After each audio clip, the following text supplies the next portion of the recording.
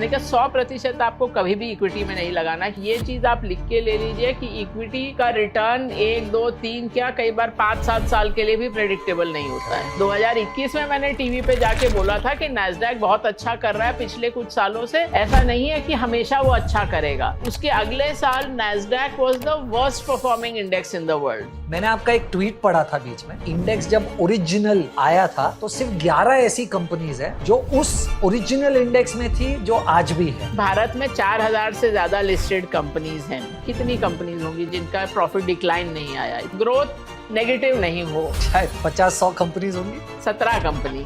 20 साल profit decline नहीं आया एक कंपनी आज तक।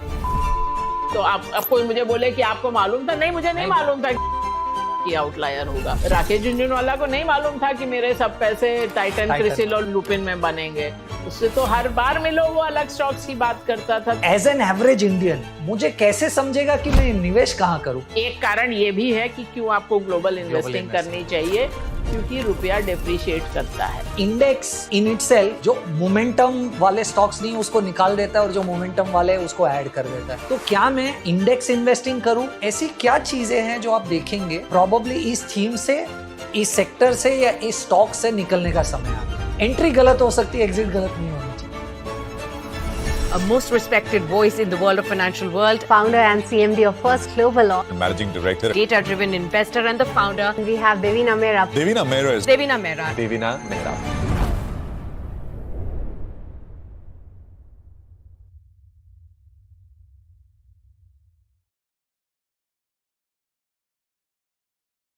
Devina ma'am, first of all thank you so much, आपने टाइम निकाला और इंटरव्यू के लिए।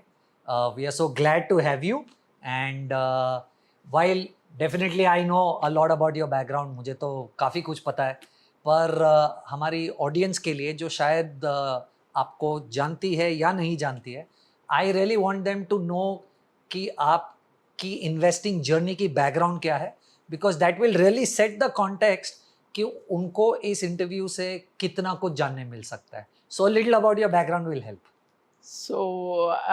ये बिजनेस मैंने स्टार्ट किया जो इन्वेस्टिंग रिलेटेड है, तो 3 दशक से ज़्यादा हो गया, 1993 में। उसके पहले मैं सिटी बैंक में काम करती थी, तो वहाँ से ये इन्वेस्टिंग में मतलब मैं ढूंढ रही थी कि अब क्या इंटरेस्टिंग चीज़ करनी है, मेरे लिए वही सबसे बड़ा मोटिवेशन रहता है। तो उसमें मैं इसमें आने के 2 कारण थे। एक तो था डॉक्टर मनमोहन सिंह जी का बजट, जब वो लिबरलाइजेशन हुआ उसके बाद उन्होंने कहा फॉरेन इंस्टीट्यूशनल इन्वेस्टर्स को परमिशन दी जाएगी भारत में इन्वेस्ट करने की। उससे पहले फॉरेनर्स भारत में निवेश नहीं कर सकते थे। देखा अब ये हो रहा है तो इसका मतलब मार्केट कुछ प्रोफेशनलाइज होगी, क्योंकि उसके पहले इक्विटी रिसर्च नाम की चीज़ का यहाँ अस्तित्व ही नहीं था। IIM अहमदाबाद में हमको कोई कोर्स भी इक्विटी रिसर्च का नहीं पढ़ाया गया था, क्योंकि वो करियर ही एग्जिस्ट नहीं करता था। तो वो एक कारण था। दूसरा, उस समय ना NSE था ना सेबी था, तो बॉम्बे स्टॉक एक्सचेंज ने ऐड निकाली थी कि 71 नए मेंबरशिप्स हम लोग देंगे टू प्रोफेशनल्स, और उसका दाम था 55 लाख। 55 लाख उस समय, उस जमाने में अर्ली 90s में, बट बड़ा अमाउंट था, लेकिन मार्केट प्राइस से ऑलमोस्ट 1/4 था। उन दिनों BSE कार्ड का मार्केट में प्राइस 2 करोड़ होता। वाओ। तो लोगों ने मुझे कहा कि आप अप्लाई भी मत करिए, आपको मिलने वाला नहीं है, वो अपने भाई भतीजों को देंगे, आपको क्यों देंगे। और यहाँ पर जो Bombay stock exchange brokers club था, गुजराती मारवाड़ी लोग थे, बोला आप ना यहाँ से हैं, ऊपर से महिला हैं, तो कहाँ आपको देने वाले हैं। मैंने कहा अप्लाई तो करते हैं, देखा जाएगा। तो उन्होंने कोशिश तो की नहीं देने की। अंत में मुझे 2 एक्स्ट्रा मार्क्स मिले थे अपने IIM अहमदाबाद के गोल्ड मेडल के, और वो मुझे कट ऑफ के ऊपर ले गए। मैंने कहा इस लिस्ट में टॉप नहीं करना है, इस लिस्ट में आना है तो आ गए। तो वहाँ से जर्नी शुरू हुई। तो 1990s में जिसे कहते हैं सेल साइड, मतलब कि स्टॉक ब्रोकर और कुछ हद तक इन्वेस्टमेंट बैंकिंग, जो आजकल QIPs कहलाता है, वो किया। और जो क्लाइंट्स हमारे थे ऑलमोस्ट 100% फॉरेन इंस्टीट्यूशंस थे, वही सेगमेंट था। तो उस 90s में पहले तो जिस समय मुझे मेंबरशिप मिली उस समय कंपनी भी मेंबर नहीं बन सकती थी स्टॉक एक्सचेंज की। हाँ, ये था कि इंडिविजुअल, हाँ, इंडिविजुअल या पार्टनरशिप। तो प्रोप्राइटरशिप या पार्टनरशिप की ब्रोकर की लायबिलिटी अनलिमिटेड होनी चाहिए, ये था उसके पीछे थिंकिंग। तो पहले तो वो कार्ड मेसर्स देवीना मेहरा के ही नाम पे था, बाद में वो फर्स्ट ग्लोबल हुआ। और 90s में रिसर्च के कारण हमारा वो बहुत बड़ा बिजनेस बना इंस्टीट्यूशनल ब्रोकिंग में। और उसके बाद जब 90s के अंत के करीब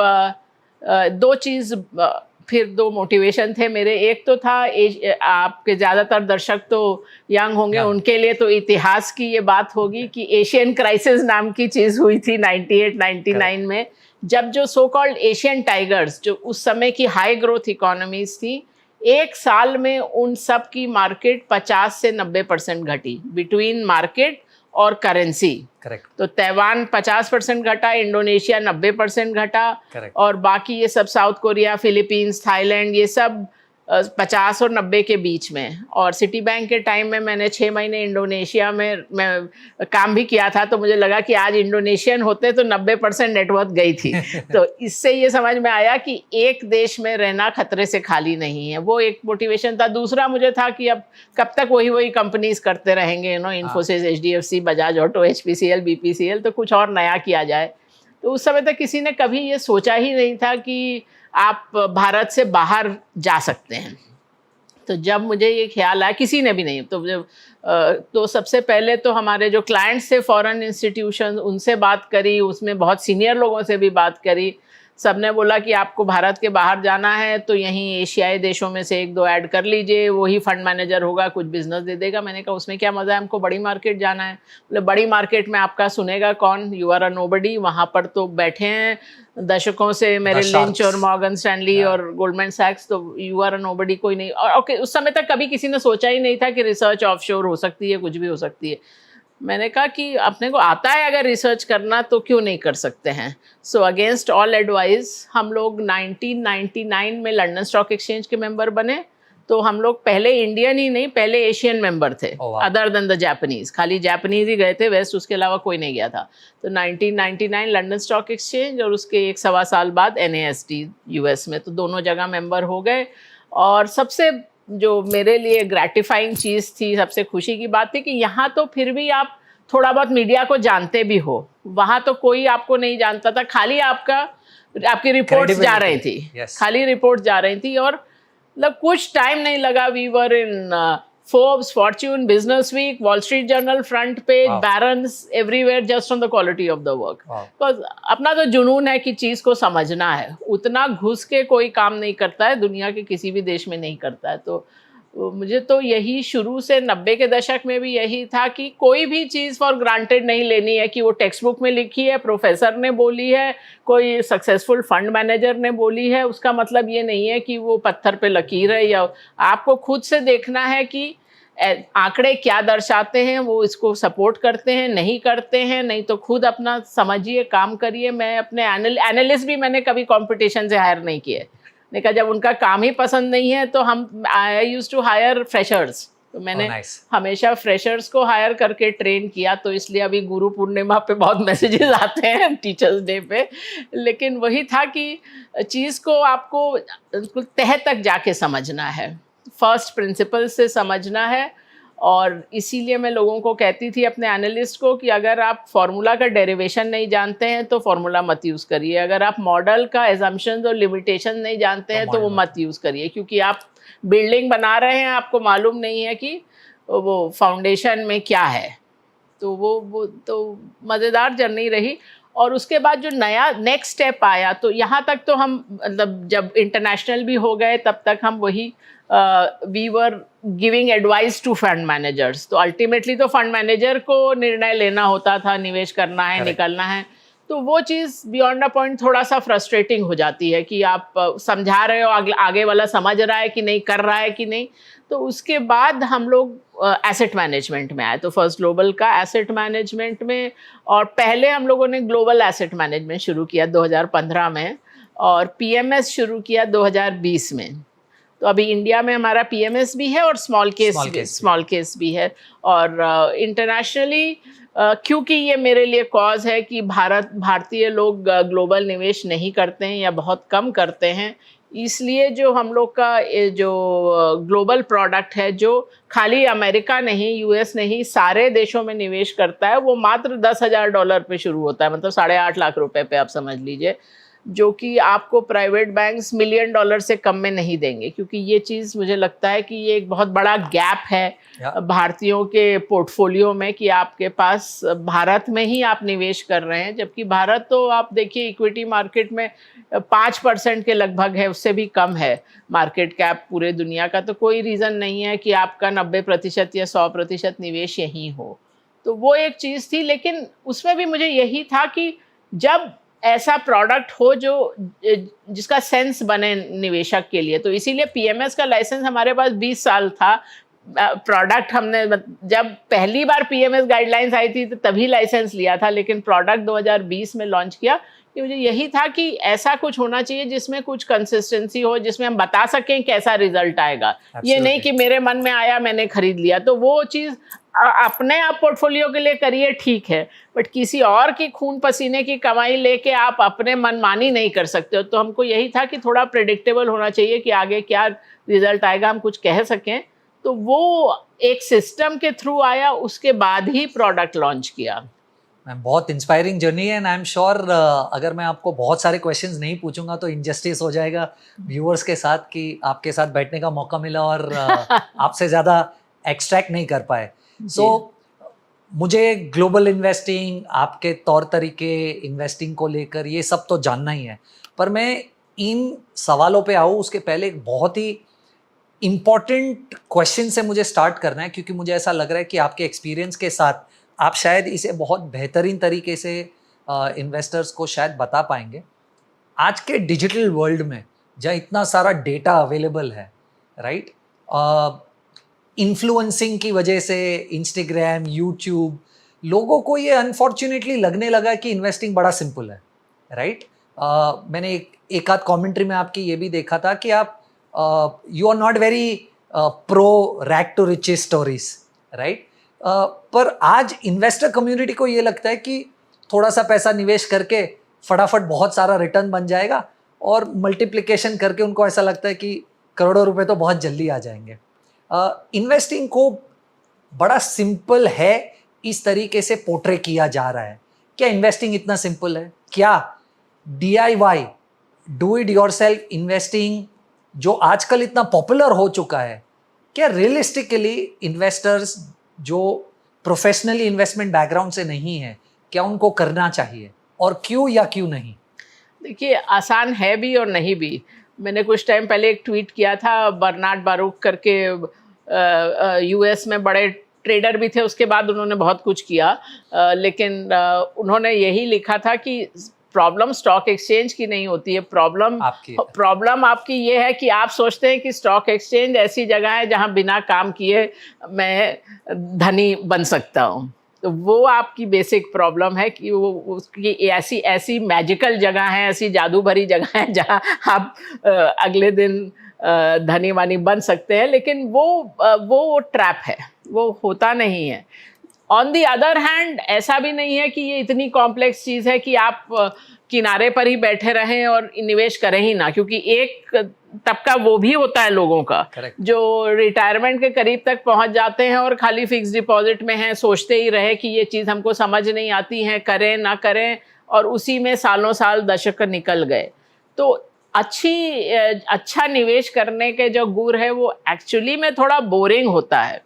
वो ऐसी चीज़ नहीं है कि जो आपको पार्टीज में मज़ा लाए। इसीलिए मैं बोलती हूँ आधे लोग तो इक्विटी इन्वेस्टिंग करते हैं एंटरटेनमेंट के लिहाज से, मनोरंजन के लिहाज से कि बातचीत कर सके, इसके लिए नहीं कि वो आप अपना निवेश ऑप्टिमाइज कर रहे हैं। तो उसमें आपको मोटी चीज़ें ठीक ध्यान में रखनी है। एसेट एलोकेशन, कि आप कितना इक्विटी में डाल रहे हैं, कितना और चीज़ों में, कितना ग्लोबल रिस्क को मैनेज करके रखें। आप अगर आप खुद से डायरेक्ट मार्केट में हैं तो स्टॉप लॉस रखिए। ये देखिए कि कितनी इंडस्ट्रीज़ में कितना निवेश है, क्योंकि अगर आपके पास 25 स्टॉक भी हैं लेकिन वो 2 ही 3 इंडस्ट्रीज़ में है तो वो सब वो एक इंडस्ट्री के स्टॉक लगभग साथ में चलते हैं और साथ में Correct. गिरते हैं, तो वो डाइवर्सिफिकेशन नहीं है।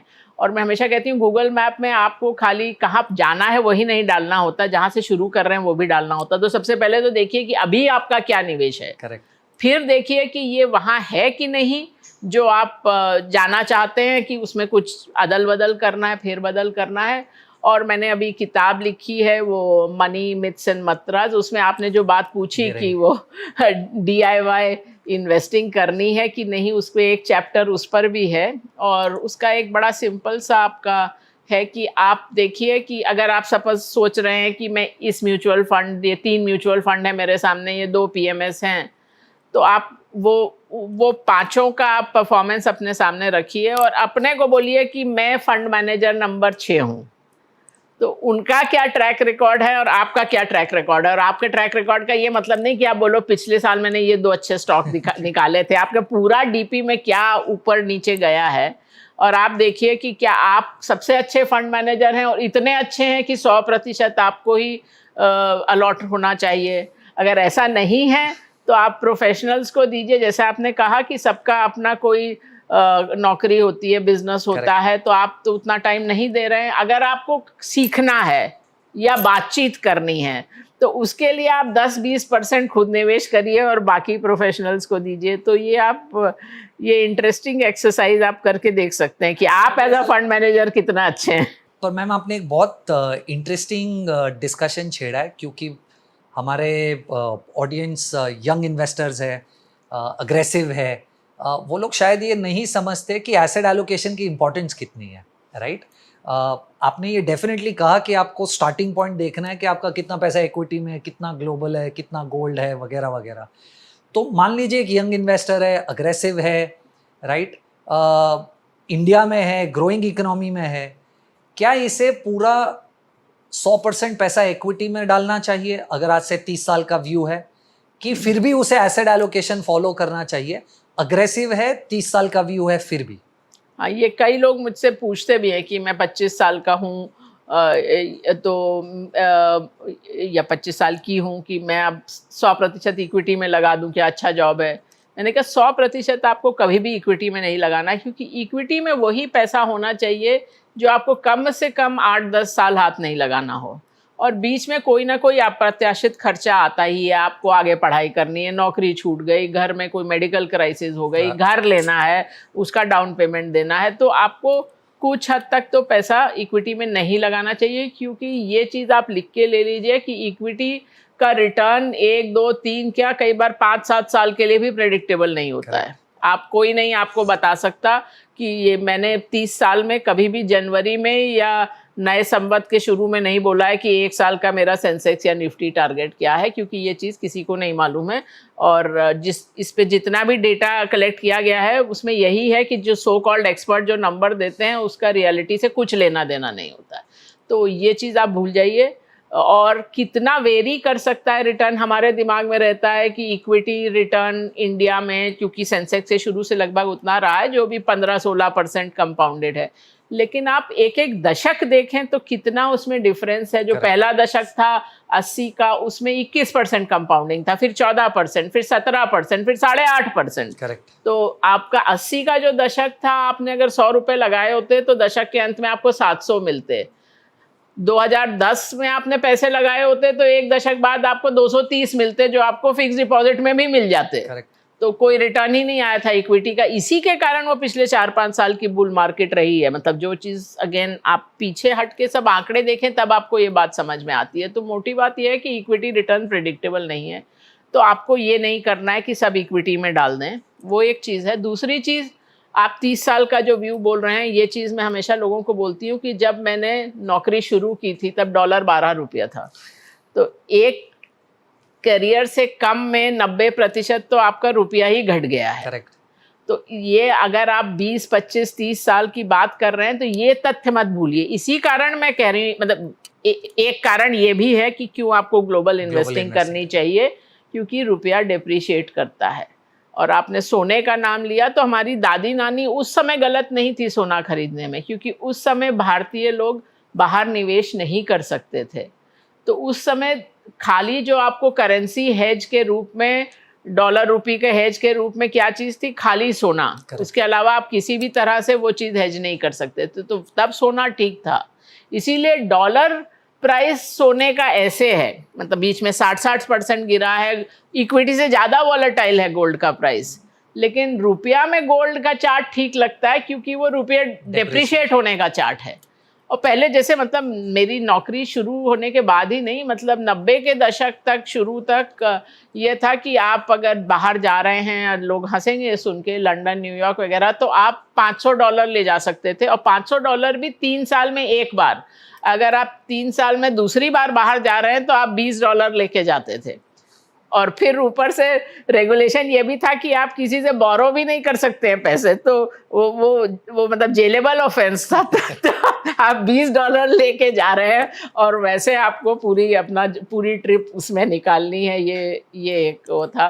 तो तब तो आप बाहर नहीं निवेश कर सकते थे। अब जो LRI स्कीम है, लिबरलाइज्ड रेमिटेंस स्कीम है, वो तो अब $250,000, $2.5 लाख पर पर्सन पर ईयर। तो अगर आप लोग का परिवार में 4 लोग हैं तो आप $1 मिलियन भेज सकते हैं, मतलब 8.5 करोड़ रुपया भेज सकते हैं हर साल। तो मतलब अभी तो आप बेसिकली जितना चाहें उतना बाहर निवेश कर सकते हैं। तो अब आपको ये बहुत सोच समझ के at least over a period of time 30% तो बाहर निवेश करना चाहिए। और मैं फिर ये रिपीट करूंगी कि बाहर का मतलब अमेरिका नहीं है। लोग सोचते हैं एक नैस्डैक या S&P इंडेक्स खरीद लिया, या फिर जो 5-7 स्टॉक के नाम अमेरिका में मालूम है, 3 स्टॉक के नाम चाइना में मालूम है, वो खरीद लिए तो हो गया, लेकिन वो नहीं है। और कई बार फंड्स भी इसी टाइप की चीज़ प्रोपोगेट करते हैं क्योंकि उनके पास एक्सपर्टीज नहीं है। क्योंकि ग्लोबल कंपनियां भारतीय कंपनियों से बहुत ज़्यादा कॉम्प्लेक्स होती हैं, उनको समझने में बहुत टाइम लगता है। हम तो ये 25 साल से ज़्यादा हो गए, आपको बोला 1999 से शुरू किया था। तो और वो कंपनियां भी बदलती रहती हैं। मतलब आप 2001 में पूछते टेक मेजर्स, तो कौन था टेक मेजर्स? सिस्को अब लोगों को याद भी नहीं। एक समय दुनिया में सबसे ज़्यादा मार्केट कैपिटलाइजेशन वाली कंपनी थी सिस्को। सो सिस्को, IBM, डेल, मोटरोला, ये होता था टेक मेजर्स। तो अब आप टेक मेजर्स का लिस्ट ही बदल गई। उस समय का एक ही टेक मेजर आज तक टेक मेजर है, वो माइक्रोसॉफ्ट। बाकी सब वो मतलब कंपनियां बंद नहीं हुई, लेकिन वो अब उतना उनका रेलेवेंस नहीं रहा, वो छोटी कंपनियां अब हो गई एक तरह से। क्योंकि हम लोग ग्लोबल इन्वेस्टिंग पे है, मुझे इंडिया मार्केट और गोल्ड पे आपसे चर्चा करनी है, पर क्योंकि टॉपिक ग्लोबल इन्वेस्टिंग का है, जैसे आपने कहा कि एक आम इंडियन को शायद कुछ ही चीज़ों के बारे में पता है ग्लोबल इन्वेस्टिंग को लेकर। तो मैं कुछ डेटा पढ़ रहा था, और आपसे बेहतर कोई नहीं है जिससे मैं ये बाउंस बैक कर पाऊँ कि ग्लोबल इन्वेस्टिंग से क्या फ़ायदा होगा। क्योंकि आज जो डेटा अवेलेबल है, तो मैं देख रहा था पिछले 5 साल का डेटा, S&P 500 में 500 स्टॉक्स में से जो मैग्निफिसेंट 7 जो हम कहते हैं, उसका वेट 35% है, राइट। और पिछले 5 साल में S&P 500 ने जो टोटल रिटर्न जनरेट किया है, उसका 51% सिर्फ 60 स्टॉक से आया है, हाँ, राइट। तो मुझे ये एक डेटा पॉइंट ये क्लिक हो रहा है कि यार बाकी के 493 स्टॉक्स ने मिलाकर उतना रिटर्न नहीं दिया जितना सिर्फ ये 60 स्टॉक्स ने दिया।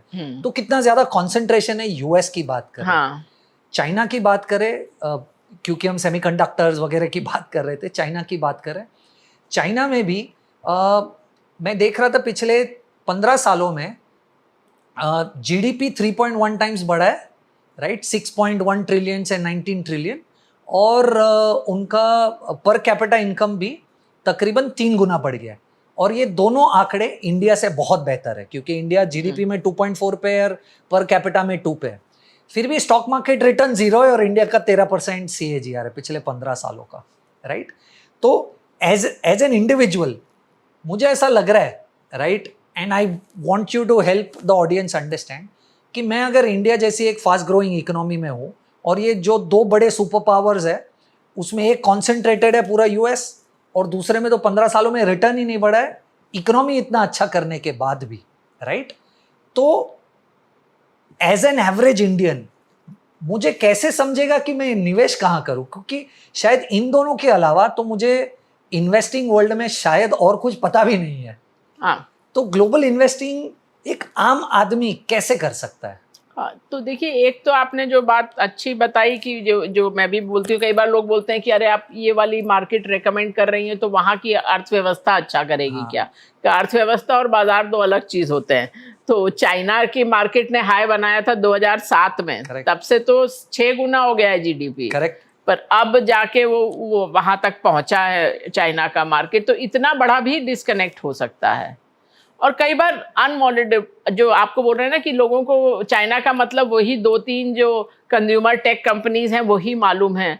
हम लोग तो उन कंपनी से निकल गए थे 2022 में। उस समय अलीबाबा की एक सब्सिडरी का इशू आ रहा था, फाइनेंशियल सब्सिडरी एंट हिल, और वो विड्रॉ हुआ because of Chinese government action. तो तभी हम लोग ये बड़ी कंपनी से निकल गए। हमने कहा अब ये अनमॉडलेबल रिस्क हो गया, क्योंकि ये बिजनेस बेस्ड रिस्क नहीं है, ये अब सरकार का रिस्क है कि सरकार ने डिसाइड किया कि अब इसको, मतलब ये this person is becoming too big for their boots as they say, कि मतलब अब इसको हम इतना बड़ा नहीं बनने देते, तो उसका कोई ना कोई ऐसी चीज़ करेंगे। उसके बाद हम लोगों ने जो चाइना में निवेश किया, अक्सर कंपनियां जो बिलो द रेडार का है, कि कोई शू मेकर है, कई बार सेमीकंडक्टर वाली में भी किया, लेकिन वो एक अलग ही रिस्क है। तो इसीलिए मैंने कहा global overall is a complex place. So हम लोग तब से खाली यूएस ही नहीं, जो मैं 25 साल से बोल रही हूँ, तब से हम लोग European companies, even the bigger Chinese, Japanese, ये सब कंपनीज भी तब से कवर कर रहे हैं। तो इसलिए और वो सब लीडरशिप हमेशा बदलती रहती है। ये भी बाजार का सबसे बड़ा तथ्य है कि कोई भी थीम एवर लास्टिंग नहीं होती, ना सेक्टोरली, ना देश के हिसाब से, ना एसेट क्लास। तो इसीलिए आपको चाहिए कोई जो उसमें वो एक्सपर्टीज हो। इसीलिए मैंने कहा हम लोगों का एक तो फंड है, वो $100,000 मिनिमम है, बिकॉज वो मतलब दैट्स द रेगुलेशन देयर। और दूसरा, अदरवाइज आपको $10,000 में भी फुल ग्लोब डाइवर्सिफिकेशन मिल रहा है। बिकॉज ये मैं नहीं कह सकती कि आप कल मतलब 1 महीना पढ़ के आप उतना पारंगत हो जाएंगे कि डिसाइड करें। बिकॉज हम लोग जो चूज भी करते हैं, अपना जो चयन करते हैं, वो 20,000 सिक्योरिटीज ग्लोबली देखते हैं। तो वो आप थोड़ी देख सकते हैं, वो हम भी नहीं देख सकते ह्यूमनली। मतलब उसके लिए आपको सिस्टम से ही देखना पड़ेगा। Basically what I understand is कि आपका बॉटम अप है, कि आपको जहां पर जिस बॉटम अप भी है और थोड़ा टॉप डाउन भी रहता है। बिकॉज कि कौन सी कंट्रीज में आपको निवेश करना है। जैसे अब इस जनवरी से हम लोग यूएस में अंडरवेट हैं, यूरोप में ओवरवेट हैं, चाइना में पिछले साल के बीच से ही ओवरवेट थे, भारत में भी थोड़ा सा ओवरवेट है। तो ब्रॉडली थोड़ा सा वो रीमेक्स होता है, plus of course security selection भी, बट पहले लेवल पे वो भी होता है। और अक्सर बहुत इंटरेस्टिंग चीज़ें होती हैं ग्लोब में कि आप देखें तो अक्सर जो देश या कोई इंडेक्स जो जिस एक साल बॉटम में होगा, मतलब आप समझ लीजिए करीब 42 इंडेक्स हैं मेजर देशों के, तो जो बॉटम में होता है वो अगले साल टॉप पे होता है। तो जैसे आपको याद हो तो 2021 में इंडिया में बहुत सारे नैस्डैक ETFs और फंड ऑफ फंड्स आए थे। और अब मैं हाइंडसाइट में नहीं बोल रही हूँ, 2021 में मैंने टीवी पे जाके बोला था कि नैस्डैक बहुत अच्छा कर रहा है पिछले कुछ सालों से, ऐसा नहीं है कि हमेशा वो अच्छा करेगा। उसके अगले साल Nasdaq was the worst performing index in the world. वो जहां पर वो सारे आए थे फंड्स, वहां से वो 40% घटे। तब कई लोग मेरे पास आए कि अब निकल जाएं क्या। हमने कहा अब गलत टाइम पे खरीदा है, अब गलत टाइम पे बेचो मत, क्योंकि स्टॉक तो 40% नीचे जाके और भी 40% के 80% भी गिर सकता है, लेकिन मेजर इंडेक्स 40% डाउन है। तो अब फिर मतलब रिस्क रिवॉर्ड आपके फेवर में है, वहां बेचने का तो कोई मतलब नहीं बनता। तो उसके बाद 2023 में फिर नैस्डैक का परफॉर्मेंस खूब अच्छा रहा। तो ये सब, और नैस्डैक तो खैर इतना कोई फंडामेंटल प्रॉब्लम नहीं हुई थी। Even countries like Turkey, Sri Lanka, Russia, इसमें भी आप देखिए तो एक साल बॉटम तो अगले साल वो टॉप 2-3 में आ जाएगा। तो ये सब चीज़ें बहुत बदलती रहती हैं। So as a takeaway एक रिटेल इन्वेस्टर के लिए जो मैं समझ पा रहा हूँ वो ये है कि ग्लोबल इन्वेस्टिंग ज़रूरी है। आपका मानना है कि आप 30% तक पैसा ग्लोबल इन्वेस्टिंग कीजिए जी। One of the major reasons is क्योंकि रुपी इतना स्ट्रांगली और फास्ट डेप्रिशिएट होता है, उसका एडवांटेज मिलेगा जब आप ग्लोबल इन्वेस्टिंग करेंगे। और ग्लोबल इन्वेस्टिंग का मतलब सिर्फ यूएस नहीं है, हाँ जी। बहुत सारे एरियाज है जहां पर आप कर सकते हो। हम्म। और ऑफ कोर्स टॉप डाउन तो है, आपको जानना है कि अगर किस कंट्री में अपॉर्चुनिटी है, पर उस कंट्री में फिर बॉटम अप कि आपको कौन से स्टॉक्स लेने चाहिए, दैट्स द थीम हाँ, to that's be it. Followed when you do जी। Global investing. वेल समराइज्ड, हाँ जी। ओके, आपने और एक गोल्ड को लेकर कमेंट किया, और मैंने आपकी कमेंट्री भी पढ़ी हुई है कि आपने कहीं पर तो बोला था कि इट्स अ मिसनॉर्मर कि आप गोल्ड को सेफ हेवन कहते हो, जी। राइट? और आपने अभी भी कमेंट किया कि गोल्ड शायद किसी किसी केस में इक्विटी से ज़्यादा वॉलेटाइल है। पर हेल्प मी अंडरस्टैंड, क्योंकि हम इंडिया में और इंडिया इन्वेस्टिंग की बात कर रहे हैं, मैं पिछले 25 साल का गोल्ड का रुपी डिनोमिनेटेड परफॉर्मेंस देख रहा था। पिछले 25 साल में 2000 से लेकर 2025 तक सिर्फ एक ऐसा 2013 का साल था जहां पर गोल्ड ने 19.1% का ड्रॉ डाउन दिया था। एक्चुअली ड्रॉ डाउन नहीं था, वो लॉस था उस पीरियड में 2013 में।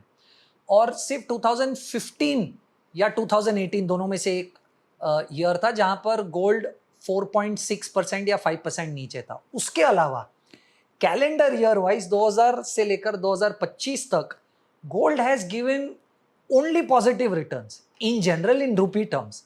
आई अंडरस्टैंड वो 3% एप्रिसिएशन का एडवांटेज शायद मिल रहा है गोल्ड में। तो गोल्ड अगर पिछले 20 सालों में 13% का कैगर जनरेट कर रहा है रुपी डिनोमिनेटेड इन्वेस्टमेंट में, should it be at least some part of your portfolio? क्योंकि शायद नियर टर्म में वो इक्विटी को हेज है, शायद लॉन्ग टर्म में इन्फ्लेशन हेज है, थोड़ा सा पार्ट होना चाहिए या बिल्कुल नहीं होना चाहिए? नहीं, एसेट एलोकेशन में होना चाहिए। मैंने शुरू में ही बोला कि आपको एसेट एलोकेशन करना है, उसमें गोल्ड का भी है, बट गोल्ड आपका 25-30% जैसा नहीं नंबर होना चाहिए। Okay. और जो आपने बोला 2000 वो से 2025, again starting point is very important. So Correct. Gold का आप उससे लंबा चार्ट लें हाँ। तो डॉलर टर्म्स में जो 1980 का भाव था, आप ये समझिए कि 1999 में आप बताइए गोल्ड का कितना चेंज हुआ होगा 1980 से लेके 1999, 19 साल का समय। नहीं पता है, मैंने सिर्फ 2000 से 2025 It was down 62% still wow. after 19 years in dollar price of gold in 1999 60% से गिरा था 1980 के प्राइस का। 1980 का जो प्राइस था वो वापस आया 2007, 27 साल बाद। Wow. इतना वॉलेटाइल है गोल्ड। और अगला जो gold, sorry just to clarify, 1980 से लेकर 1999 के बीच में कैगर क्या होगा डॉलर में? It was down 60% in absolute terms. Okay, absolute Okay. Terms मतलब वो जो उस Very समय का interesting. 1980 का प्राइस था वो 60% लोअर था। तो $100 था तो $40 था। हाँ, $40 हो गया और वो $100 का प्राइस वापस 2007 में आया। इतना वॉलेटाइल है गोल्ड। और गोल्ड का जो नेक्स्ट हाई था वहां से फिर 40% गिरा था। तो और S&P से ज्यादा वॉलेटाइल है। तो अगर आप dollar asset to dollar asset आप देखें, जस्ट ऐड, सॉरी मैं सिर्फ आपको सप्लीमेंट कर रहा हूँ आपके डेटा को। मैं जब ये 2000 और 2025 के बीच का भी डेटा देख रहा था, 3 ऐसी साइकिल्स थी जहां पर एक साइकिल 9 साल और दूसरी 2 साइकिल 7-7 साल की थी। उतना समय लगा गोल्ड को वापस अपना लास्ट हाई ब्रेक करने के लिए। तो ये 2000 और 2025 के बीच में भी ये साइकिल, और मतलब अभी तो 1.5 साल बहुत अच्छा किया है, तो इसलिए आप कैगर लेंगे Correct. तो वो हमेशा Correct. उसमें वो आ जाता है ना। तो लेकिन गोल्ड तो अगर आपने S&P लिया होता तो वो कम वॉलेटाइल था। Okay. अगर आप उतने ही पीरियड में, तो gold has been more volatile than equity. And absolute drawdown इतने बड़े बड़े हुए हैं। लेकिन वही है कि ये रूपी डेप्रिसिएशन चार्ट है, जो आपका रूपी चार्ट सोने का है। 3%, हाँ। तो वो किसी साल, जैसे 2019 एक साल था जिसमें बड़ा रिटर्न आया था गोल्ड में, it gave more return than Nifty and all that. तो वो बीच बीच में साल ऐसे आते हैं। तो आपके एसेट एलोकेशन में होना चाहिए, लेकिन ऐसा नहीं कि आप बोल दें कि 30% गोल्ड में है। Thank you. Coming back to India equity और डोमेस्टिक, क्योंकि वो शायद ज़्यादा इंटरेस्टिंग सब्जेक्ट है बहुत सारे व्यूअर्स के लिए। मैंने आपका एक ट्वीट पढ़ा था बीच में, जहां आपने कहा था कि इंडेक्स जब ओरिजिनल आया था और आज के इंडेक्स की बात करें तो सिर्फ 11 ऐसी कंपनीज है जो उस ओरिजिनल इंडेक्स में थी जो आज भी है। तो इसका मेरा रीडिंग ये था, और शायद आप भी यही कहना चाहते थे, कि इंडिया में आप ब्लू चिप में भी इन्वेस्ट कर कर भूल नहीं जा सकते, राइट? ऑफ कोर्स कंपनीज, ऐसा नहीं है कि कंपनीज एग्जिस्ट नहीं करती, वो कंपनीज एग्जिस्ट कर रही है, पर वो कहीं तो नहीं भी एग्जिस्ट कर रही हैं, पर वो उतनी बड़ी कंपनीज नहीं है जितनी उस समय पे थी। तो अगर इंडिया में आप किसी एक ब्लू चिप कंपनी में भी बाय एंड फॉरगेट नहीं कर सकते, तो इंडिया में इन्वेस्टिंग करनी कैसे चाहिए? इंडिया को छोड़िए, आप दुनिया में कहीं भी ये बाय एंड फॉरगेट नहीं चलता है। ओके। और जैसा मैंने बताया कि अमेरिका, जो लोगों को मालूम है, वहाँ पर तो लाइफ साइकिल और कम होती चली गई है। एक समय था जब S&P में एवरेज कंपनी की आयु थी लगभग 65 साल। 2015 तक ही वो 18 साल हो गई थी। आई एम श्योर अब वो और कम हो गई होगी पिछले 10 सालों में। तो वहाँ तो साइकिल और भी शॉर्टर है। करेक्ट। तो ये चीज़ की बाय एंड फॉरगेट, या आप कॉफ़ी कैन में आपने डाल दिया या जो भी किया, वो कभी काम नहीं करता है। उसमें हमेशा सेलेक्टिव बायस होता है। जैसे लोग हमको बोलते हैं, मुझे बोलते हैं कि आप हमारी एक जो भारत में सबसे फेमस कॉल रही है वो HDFC बैंक 1996 में IPO के 1 साल बाद। तो वो रिपोर्ट बहुत लोगों को याद है। हमारे रिपोर्ट में कवर पे एक बच्चा था, बेबी था कि 1 साल का है तो ये है, और उसके बाद था कि आर्नल्ड श्वार्ज़नेगर बनेगा ये। तो लोग बोलेंगे अरे HDFC बैंक में जिसके पेरेंट्स या ग्रैंड पेरेंट्स ने इन्वेस्ट किया, या कोटक में देखो कितनी कंपाउंडिंग मिली। हमने कहा बहुत अच्छे, लेकिन आप भूल गए कि उस समय कितने लोगों को बैंकिंग लाइसेंस मिला था और क्या हुआ।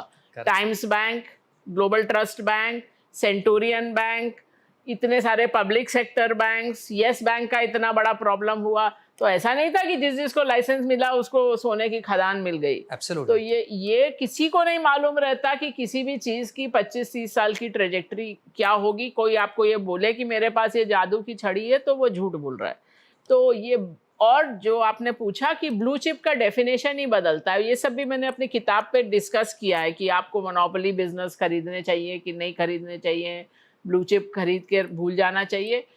क्योंकि अगर आप असल में लोगों से बात करें, and this I am not making up, कई बार लोग बोलते हैं कि मेरे फादर के पुराने 25 साल पुराने शेयर हैं। किसी ने बोला मेरी माँ चंडीगढ़ में है, उन्होंने 20 साल से अपना पोर्टफोलियो नहीं देखा। तो आप देखो तो उसमें सब जंक भरा होता है।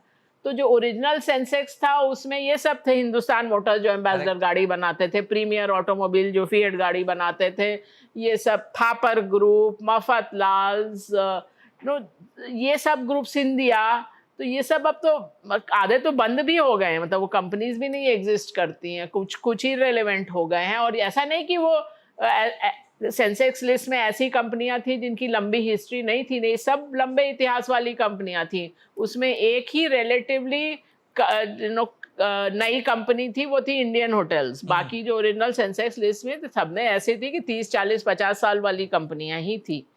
तो लेकिन वही है कि ब्लू चिप का डेफिनेशन बदलता रहता है। उसके अलावा आप सेंसेक्स या निफ्टी को आप देखें सन 2000 के आसपास, तो एक भी उसमें बैंक नहीं था। अब मैक्सिमम वेटेज बैंक्स और फाइनेंशियल्स की हैं। एक समय था कि उसमें PSU भरे हुए थे, MTNL, VSNL, ONGC, Indian oil, BPCL, HPCL, BHEL, ये सब था। मतलब towards even till the end of the 90s, मतलब वही सब। और अब बीच में ऐसा फेज आया था कि लोग भूल ही गए कि PSU लिस्टेड भी हैं, उसमें निवेश किया भी जा सकता है।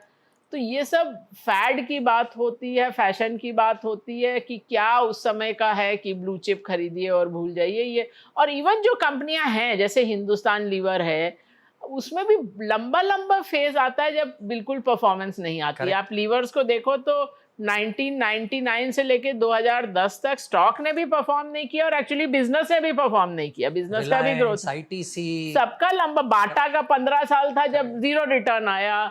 नेस्ले का कितना लंबा समय आया जब अंडर परफॉर्म किया। तो अगर कंपनी बची भी है, ठीक ठाक कर भी रही है, तो वही बोल रहे हैं, इसमें किताब में मैंने उस पर भी लिखा है कि अगर आपको मालूम भी है कि स्टेडी बिजनेस है, डजंट मीन कि वो स्टॉक स्टेडी है। वो दो बिल्कुल अलग अलग चीजें हैं। मैं आपके कॉन्वर्सेशन से ये वापस पिक करूंगा। मैं इसमें एक्टिव और पैसिव का डिस्कशन लाना चाहता हूँ, क्योंकि आपने एक बड़ी इंटरेस्टिंग पॉइंट हाईलाइट की कि ज़रूरी नहीं है कि जो उस ज़माने के ब्लू चिप्स थे आज से 20 साल बाद ब्लू चिप रहे, पर इंडेक्स इन इटसेल्फ जो मोमेंटम वाले स्टॉक्स नहीं उसको निकाल देता है और जो मोमेंटम वाले है उसको ऐड कर देता है, राइट? तो as a retail investor, right, क्योंकि ना मुझे शायद उतना समझता है, ना मेरे पास जादू की छड़ी है कि आज से 20 साल बाद क्या होगा वो मैं जानूं, तो क्या मैं इंडेक्स इन्वेस्टिंग करूं कि इंडेक्स ही अपने आप लैगार्ड्स को निकाल देगा और इंटरेस्टिंग कंपनीज को ऐड कर देगा? या दूसरा पर्सपेक्टिव आप ही के थॉट से ये ले रहा हूं कि इंडिया में बहुत सारे, यानी यूएस की तरह कॉन्सेंट्रेटेड बेट नहीं है आईटी में, राइट? पीएसयू थीम चल जाती है, कभी ईवी थीम चल जाएगी, कभी डिफेंस थीम चल जाएगी, मैन्युफैक्चरिंग चल जाएगा, बैंकिंग चल जाएगा। तो इंडिया थोड़ा सा ब्रॉड बेस्ड है जहां पर एक्टिव इन्वेस्टिंग का स्कोप भी है। तो अब अगर मैं एक रिटेल इन्वेस्टर हूं, मैं क्या करूं? मैं एक्टिव करूं क्योंकि ब्रॉड बेस्ड इन्वेस्टिंग में स्कोप है इंडिया में, या मैं पैसिव करूं कि यार इंडेक्स ही खराब ब्लू चिप्स को निकाल देगा और अच्छे ब्लू चिप को ऐड कर देगा? देखिए, दो चीज़ें, एक तो इंडेक्स में जब तक स्टॉक आते हैं वो नॉर्मली उनका काफ़ी ट्रेजेक्ट्री निकल गया होता है, मतलब ऐसा नहीं कि जब वो शुरुआत हो रही है उसके चलने की तो तब वो इंडेक्स में आ जाएगा, वो तो जब आएगा जब काफ़ी उसका ट्रेजेक्ट्री निकल गई होगी। और एक्टिव और पैसिव इन्वेस्टिंग में मैंने वीडियो भी बनाया है, ऑफ कोर्स किताब में भी है। आप सोचते हो कि passive investing is kind of less risky, ये दिमाग में रहता है, बट एक्चुअली उल्टा है। एक्टिव इन्वेस्टिंग का जो मेन वैल्यू एडिशन है, जो आपको एडिशनल चीज़ उसमें मिल रही है, वो है risk management. Correct. So active investing में ये आपके फंड मैनेजर का सबसे पहला धर्म ये है कि अगर बाजार 30% घटता है तो वो कम घटना चाहिए। जब रनअवे बुल मार्केट होती है, भयंकर तेजी होती है, उसको आउट परफॉर्म करना बहुत मुश्किल होता है, बिकॉज जब हरी कुछ चल रहा है, एरा गहरा नत्थु खेरा, तो फिर वो आप उससे भी ज़्यादा रिटर्न ले आओगे, वो मुश्किल होता है। जब गिरती है मार्केट तब कैसा परफॉर्मेंस होता है। और ये एक इंटरेस्टिंग थिंग थी, ईटी ने एक म्यूचुअल फंड का एनालिसिस किया था, उनको ये आश्चर्य की बात लगी, हमको ये पहले ही मालूम था, उन्होंने ये मतलब द प्रिंसिपल हमको पहले ही मालूम था।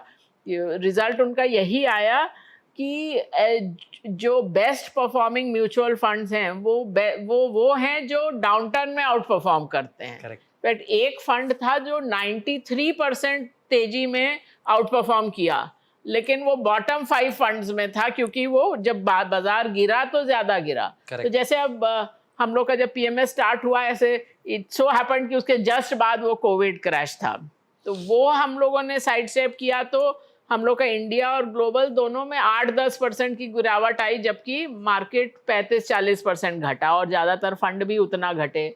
या जिस दिन वो रशिया यूक्रेन वॉर स्टार्ट हुआ उस दिन मार्केट 5% घटा, हम लोग 1.6% हमारे पीएमएस पोर्टफोलियो उतना घटे। तो वो वहाँ पर, इसीलिए मैं बोलती हूँ अगर आपको फंड मैनेजर को भी समझना है तो सबके पास बहुत अच्छी प्रेजेंटेशन होती है कि कैसे हम स्टॉक्स पिक करते हैं, ये करते हैं, वो करते हैं, ऐसा स्टॉक लाते हैं। आप उनको पूछिए कि आपका रिस्क मैनेजमेंट क्या है, आप बेचते कब हैं, उसमें देखिए कितनी गहराई से सोचा है उस बारे में, क्योंकि असल आउट परफॉर्मेंस वहाँ आती है कि आप। और दूसरी चीज़ जो आपने थीम्स की कही, मुझे थोड़ी हंसी आई, क्योंकि मैं हमेशा ये कहती हूँ कि अगर आपको पता करना है कि किस थीम में अति हो गई, ये सब डिफेंस पीएसयू ये वो तो आप देखिए कि एनएफओस कब आते हैं, क्योंकि ये जो न्यू फंड ऑफरिंग आती है फंड्स की, वो तब आती है जब वो थीम बुरी तरह, हम लोगों ने ये प्लॉट करके देखा है, एक्चुअल हम लोग तो डेटा ड्रिवन है, तो डेटा अच्छी तरह देखा है कि ऑलमोस्ट हमेशा ही वो थीम अगर ऐसे होके ऐसे आ रही है ना, तो वो सब थीमेटिक फंड आएंगे जस्ट पीक के पास। करेक्ट। मुझे किसी ने लिखा भी ट्विटर पे कि मैम आप हमेशा थीमेटिक फंड्स के अगेंस्ट बोलती हैं, ये देखिए ये टेक फंड है, वो ये 2023 की बात है कि 2003 में 2 रुपये का था, आप देखिए 20 साल में कितनी कंपाउंडिंग दी। मैंने कहा बहुत अच्छे, 2003 में 2 रुपये का था ना, तो देखो एनएफओ कब आया था, it was time to perfection. वो NFO बंद हुआ और 1 हफ्ते के अंदर ग्लोबल टेक क्रैश आया। मैंने कहा वो 2.5 साल में 10 का 2 हुआ, तो जिसने 10 पे डाला था वो तो कभी का निकल गया। Same story with infrastructure in 2007-8। हाँ, same. Actually that was one of the frustrating things that drove me towards asset management, because उस समय सारे फंड्स को जाके, म्यूचुअल फंड्स को समझाया कि ये इंफ्रास्ट्रक्चर वाला बस्ट आने वाला है, डेटा दिखा रहा है, because return on equity in सब कंपनीज की ध्वस्त हो रही है, लेकिन ज़्यादातर लोग उससे निकले नहीं। तो वही लगा कि मतलब अल्टीमेटली अपने को डिसीजन लेना है, खाली वो जो निर्णय ले रहा है उसको समझाने से नहीं हो रहा है कि वो लोग नहीं निर्णय लेते हैं। आई थिंक आपने और एक अभी बात की आपके लास्ट आंसर में, जो मैं मेरे सोशल मीडिया के थ्रू ड्राइव करने की हर बार कोशिश करता हूँ कि जब भी आप थीमेटिक इन्वेस्टिंग करते हो तो आपको दोनों लेग पे सही होना पड़ेगा, ना सिर्फ आप जब एंटर हो रहे हो पर जब आप एग्जिट हो रहे हो। क्योंकि अगर सब कुछ सिक्लिकल है, तो अगर आपको लगा कि शायद ये अपॉर्चुनिटी आज अच्छी लग रही है और आप घुस तो गए पर एग्जिट नहीं हुए, तो आप 3 या 5 साल के ऐसे साइकिल में चले जाओगे कि ये पूरा इन्वेस्टिंग अंडर परफॉर्मेंस दिखाएगा। So I am just taking a cue from what you are saying, exit बहुत इंपॉर्टेंट है, राइट? और मैं शायद कल ही कहीं पढ़ रहा था कि a very large investor exerted वारी इन्वेस्टमेंट्स, राइट? और मैं कब से ये सोच रहा हूँ कि आपको ये पूछूं कि जब आप इन्वेस्टिंग करते ग्लोबली या इंडिया में, या जैसे आपने कहा मल्टी एसेट्स, ऐसी क्या चीज़ें हैं जो आप देखेंगे कि दैट विल टेल यू कि बॉस अब प्रॉबली इस थीम से, इस सेक्टर से या इस स्टॉक से निकलने का समय आ गया? ऐसी 1 या 2 चीज़ जो शायद जो व्यूअर है वो भी यूज कर पाए अपनी इन्वेस्टिंग जर्नी में, कि क्योंकि मुझे भी लगता है आपकी तरह कि एग्जिट बहुत इंपॉर्टेंट है। शायद एंट्री गलत हो सकती है, एग्जिट गलत नहीं होनी चाहिए। हाँ, ठीक बात है। इनफैक्ट एक उसके बारे में हो सकता है बाद में बात करें या नहीं करें, एक वो लूजर्स गेम करके एक आर्टिकल है जो मैं हमेशा अपनी ट्रेनिंग मैनुअल में रखती हूँ। तो उसमें भी यही है कि अब मतलब आपका खरीदने की जगह पे कंपटीशन ज़्यादा रहता है, कब बेचें, इधर कंपटीशन कम है और वहीं पे आपको कंसंट्रेट करना है, वहीं पे आपको एज मिल सकता है।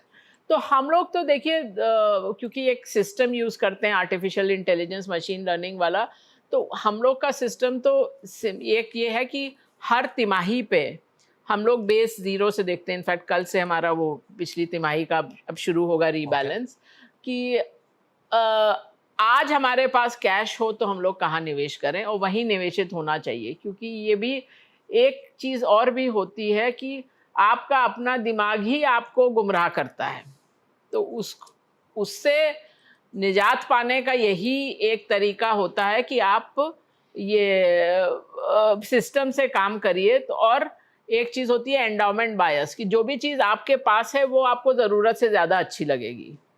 तो वो आप सिंपलेस्ट चीज़ हो सकती है, एक कॉफ़ी का मग हो सकता है, जो आपके पास है आपको लगेगा कि उसका वैल्यू ज़्यादा है, जिसके पास नहीं है उसको लगेगा उसका वैल्यू कम है, तो वो उसको निकालने की बात होती है।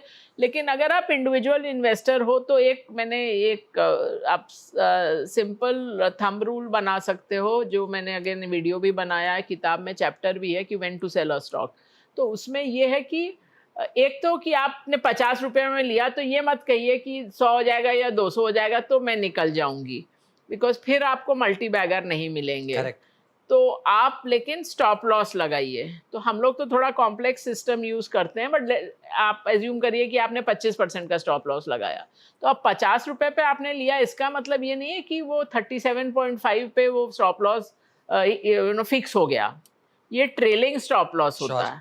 सो आई मीन काफ़ी लोगों को trailing stop loss, even professional investors को मुझे समझ में आया कि नहीं मालूम है। तो मतलब आपका 50 से चल के 70 हुआ, 80 हुआ, 100 हुआ, 100 से 90 हो गया, तो आप नहीं कुछ करेंगे। उसके बाद 140 हुआ, 160 होके 140 हुआ, फिर चलते चलते 200 हुआ, फिर 200 से 150 हो गया। तो जो 200 से 150 हुआ तो ऊपर से 25% घट गया, तो तब आप निकल जाइए। तो ये आप डिसिप्लिन रखिए। हो सकता है कई बार वो फिर से चल जाए, वो ठीक है, लेकिन on the average this will save you. I think that's क्योंकि आपके दिमाग में 50 उसके एक्सप्लेनेशन आएंगे कि ये स्टॉक बेहतर है, इस बार थोड़ा और देख लेते हैं। इस ओनली टाइम हम लोग इसको बिल्कुल स्ट्रिक्टली नहीं फॉलो करते हैं जब ये पूरा बहुत सारे स्टॉक स्टॉप लॉस हिट करते हैं। इसका मतलब ब्रॉडर कि मार्केट गिरा। हाँ, इसका मतलब ब्रॉडर मार्केट गिरा तब हम लोग थोड़ा एक बार देखते हैं। अदरवाइज इंडिविजुअल स्टॉक में हम लोग मतलब हम लोग ह्यूमन प्लस मशीन मॉडल बोलते हैं कि मशीन इनपुट देता है तो निवेश करने में हम लोग उसके ऊपर फिल्टर्स लगाते हैं, Sure. सोचते समझते हैं, डिबेट करते हैं। लेकिन on the risk management side we say machine only, because human fund manager के पास हमेशा Bias हो एक्सप्लेनेशन जाएगा। रहेगा कि Bias क्यों हो नहीं जाएगा। निकले इससे। और इसीलिए आपको पहले से ये करके रखना है, ये नहीं कि मार्केट गिरेगा तब सोचूंगी कि क्या करना है, बिकॉज फिर आपका दिमाग आपको गुमराह आई करेगा। Think that's a very very interesting insight. उस तरीके से एटलीस्ट मैंने तो पहले हाँ, नहीं मतलब सोचा मैंने था। कहा ये सिंपल थंब रूल है कि आप चलने दीजिए जब तक कि स्टॉप लॉस नहीं हाँ। हिट होता है। Very interesting. One last question before I end this. Audience भी बहुत interested होगी ये जानने के लिए from a 5-year 10-year perspective, जी, right? इंडिया में probably क्या ऐसी चीज़ें हैं जो हमें देखनी चाहिए या ट्रैक करनी चाहिए कि वो अगर साउथ जाना स्टार्ट कर दे, राइट, तो शायद इंडिया इन्वेस्टिंग में प्रॉब्लम आ सकता है। और मैं ये आपको इसलिए पूछ रहा हूँ क्योंकि आप बहुत सारे मार्केट्स स्टडी करती हैं, राइट? तो इंडिया में मैं कौन सी ऐसी 2 या 3 चीज़ें देखूँ जो मुझे ऐसा लगे कि यार ये नंबर अगर रॉन्ग या गलत जा रहा है तो मुझे इंडिया में एलोकेशन थोड़ा सा कम कर देना चाहिए। इतना सिंपल कुछ भी नहीं होता, यही इतना सरल ही होता तो फिर काश। क्योंकि एक तो जैसे मैंने बोला कि अर्थव्यवस्था और बाजार दो अलग अलग Correct. दिशाओं में जाते हैं, और Correct. चाइना से ज़्यादा बड़ा डिस्कनेक्ट तो आपने कहीं देखा नहीं Correct. होगा। और दूसरी चीज़ है कि risk is something you did not expect. तो ये बाजार क्या जिंदगी प्रोबेबिलिटी का गेम है। मैं हमेशा बोलती हूँ कि आपके रिजल्ट लाइफ में भी और निवेश में भी लक भी है और उसमें स्किल Sure. भी है। दुनिया में हर चीज़ में लक और स्किल है। एक चेस ही मोटा मोटा स्किल का गेम है, बाकी कोई चीज़ ऐसी नहीं है जिसे 100% स्किल। Sure. तो वो भी एक ट्रैप होता है कि जब आप अच्छा करते हैं बाजार में तो आप बोलते हैं कि मैं ही ये जीनियस थी कि मैंने ये चीज़ें निकाली। Correct. जब बाजार खराब, जब आपका स्टॉक्स नीचे जाएंगे तब आपके पास 1000 विलन होंगे। Correct. कि कंपनी चोर थी, ऑपरेटर ने चला दिया, ये चीज़ हो गई जो हम नहीं एक्सपेक्ट करते थे। जहाँ तक ये चीज़ है कि क्या अब मैंने कहा 2020 के शुरू में किसी को मालूम था कि कोविड आएगा? और अगर मैं आपको बता देती कि कोविड आ रहा है या ऐसा कुछ होने जा रहा है जिससे कि होटल ट्रैवल जीरो हो जाएगा, रिटेल नियर जीरो हो जाएगा, ऑटो नहीं फिर भी बिकेगा, लॉस करता। तो फिर आप ये बोलते कि बाजार चलेगा? नहीं। तो इतना अनसर्टन हो सकता है। Correct.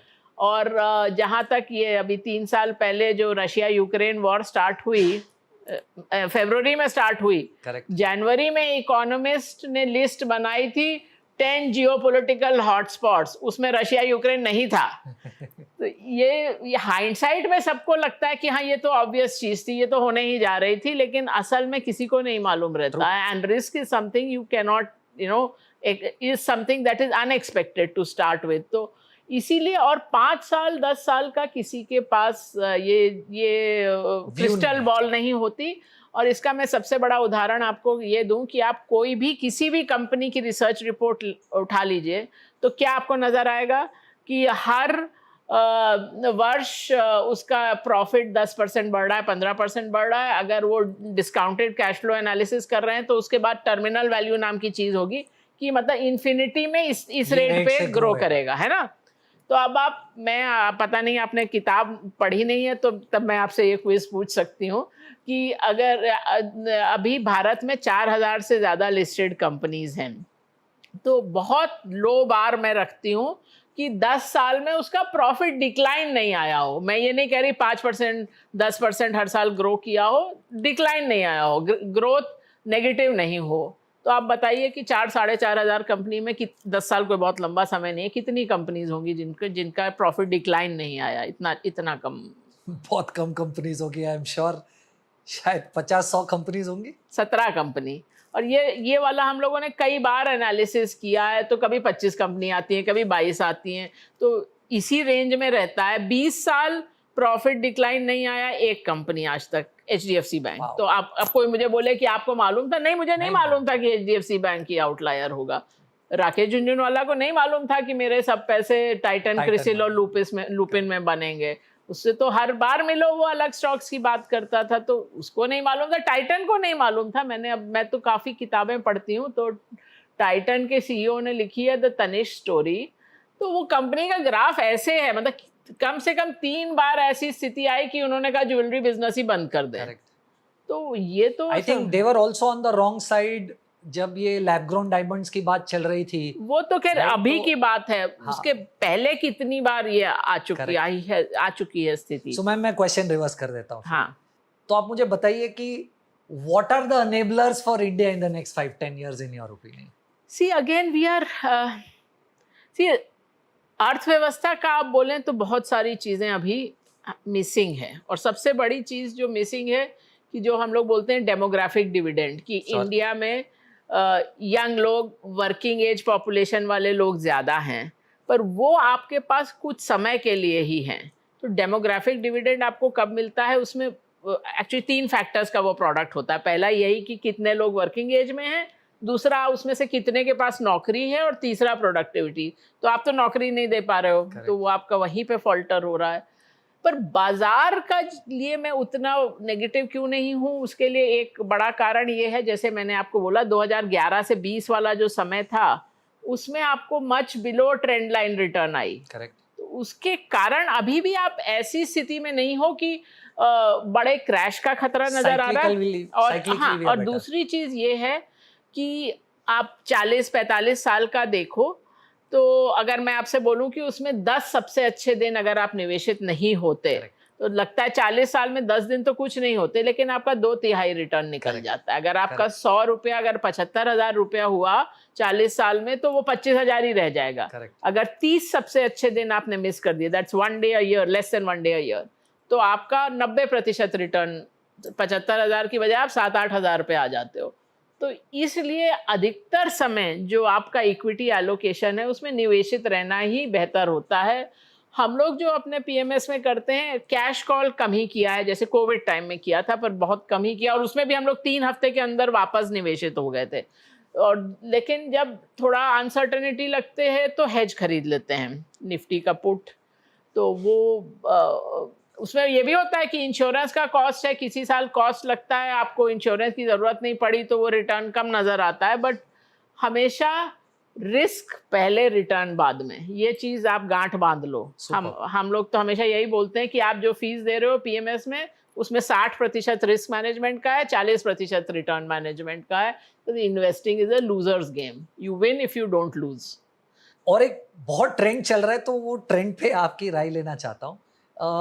द ट्रेंड इज कि आप 30 साल के हो, 60 साल पे रिटायर हो जाओगे, तो 30 साल आप SIP कीजिए, और 60 साल के बाद उसी पैसे को फिक्स्ड इनकम में डालकर उसमें से SWP कर लीजिए।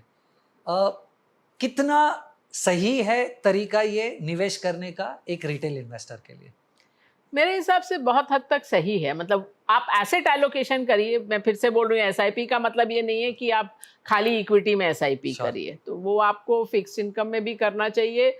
और फिक्स इनकम का मतलब फिक्स डिपॉजिट भी होता है, आपकी सेविंग स्कीम्स भी होता है। Correct. और फिक्स इनकम म्यूचुअल फंड में सोच समझ के करिए, फिक्स इनकम उसमें हाई रिस्क वाले में, क्रेडिट वगैरह में मत करिए। और ये भी नहीं है कि आप रिटायरमेंट पे पूरा का पूरा इक्विटी से हटा के फिक्स इनकम में डाल दें, बिकॉज रिटायरमेंट के बाद अब बहुत समय होता है। आप एक तो लोगों को जल्दी रिटायर होना है, वो आप छोड़ भी दीजिए, आप 60 की उम्र में भी रिटायर होते हैं, तो अब लाइफ एक्सपेक्टेंसी काफ़ी है। तो ऐसा नहीं है कि उसके बाद आपको इक्विटी में निवेश नहीं करना है। तो आपका हो सकता है आपने 28-30 साल काम किया हो, और अगर आपको पेंशन मिलती है, जिनको हो सकता है 30 साल और पेंशन पाते रहें, या फिर 30 साल आपको बजट करना पड़ेगा कि आप 90 तक जिंदा रहेंगे, तो कैसे उसका खर्चा होगा।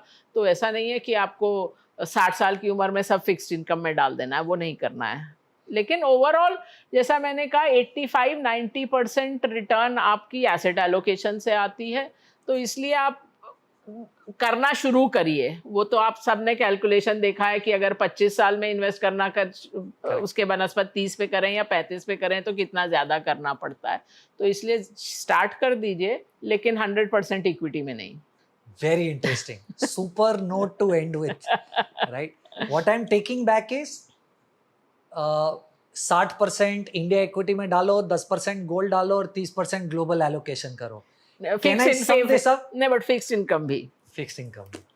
फिक्स्ड इनकम भी। सो शायद जो 50% जो आपको, और depends on where you are ना, मतलब Of course, 25 of साल course. के हैं, Of course. 45 साल के हैं, 55 साल के हैं, सब में फर्क पड़ता है। और वही जो आपको पैसा चाहिए अगले 3, 4, 5 साल में, उसे फिक्स्ड इनकम में रख दो। हाँ, क्योंकि इक्विटी में ये एक बड़ी अजीब सी बात होती है कि अगर इक्विटी मार्केट, अगर आपको हर साल पैसा निकालना है, समझ लीजिए आप रिटायर हो गए, तो आपको अगर शुरू के सालों में इक्विटी मार्केट गिरती है तो फिर आप अपने प्रिंसिपल में से निकाल रहे हो, फिर Correct. आपका पैसा वो चलेगा नहीं 25 साल। Correct ma'am, thank you so much for taking the time out. मैं कुछ पर्सनली बहुत सारी चीज़ें सीखा हूँ। मैं सोशल मीडिया पे बहुत एक्टिव हूँ, मैं आपके कोट्स लिखने वाला हूँ, आपको डेफिनेटली टैग करूँगा। But thank you so much, आपने समय निकाला।